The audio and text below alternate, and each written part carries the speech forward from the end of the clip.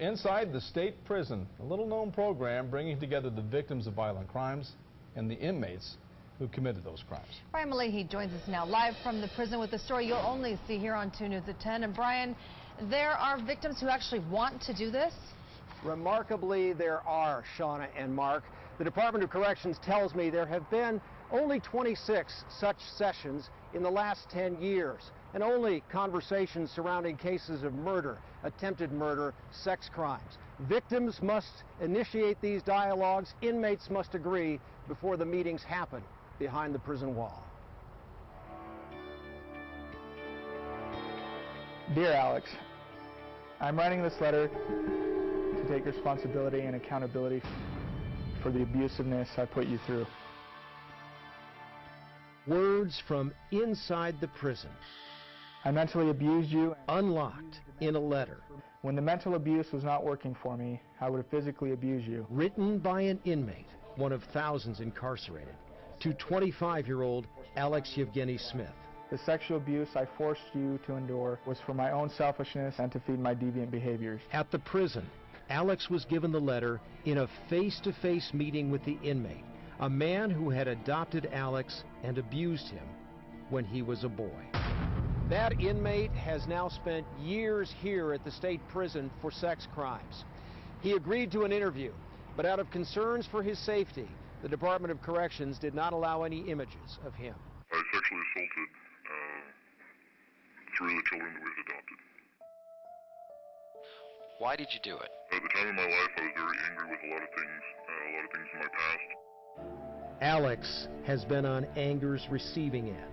Born in Russia, he says he can remember physical abuse at an orphanage. The first Utah couple who adopted him gave him up. Adopted again, he was physically and sexually abused by the adopted dad, now inmate.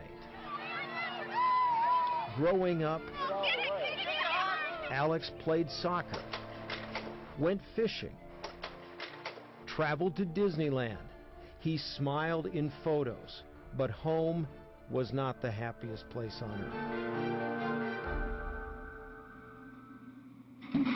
And he says the abuse only ended when at 13, he reported his adoptive father to police. I'm still amazed sometimes that somebody actually wants to meet with the offender based on what the crime was and how devastating it was. Doug Fawson is in charge of the Victim Offender Dialogue Program. Were you there for the meeting between Alex and his abuser? I was. They were both nervous, especially the offender in this case. More than a decade after the assaults against Alex, a door opened to an emotional prison meeting between the boy victim turned adult and his perpetrator. So he looked you in the eye, and he told you what? I'm sorry for everything that I've done. He didn't deserve a bit of that. I did it for selfish reasons. And I hope that you can forgive me. I wanted him to know that I was very proud of him for making the right choice, of him being able to be more of a man at the time of being 13 years old than I was at the age I was at the time of abusing them. And you told him? And I said, I forgave you a long time ago. It was, says Alex, and how much hurt and pain I have forced upon you in your life. A breakthrough session. How did the meeting end? I gave him a hug. That was awesome. One of the coolest things. And just being able to, say I love you a lot. And, I don't hold anything against you. I never will.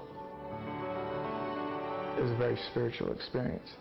I had felt that when I had walked out, in a way that I was doing what the Savior would have done.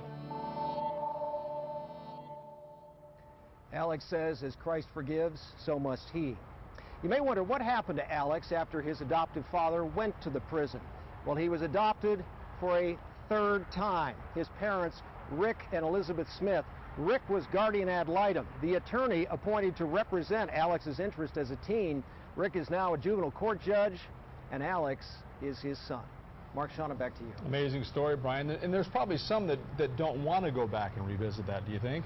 That's right. This is not for everybody. The Department of Corrections is very clear about that. It's rare, and there are cases in which they start down the road of arranging one of these meetings. They have a number of meetings beforehand to try to set some ground rules, and it just develops within those sessions that, you know what, getting victim and offender together again is not such a good idea.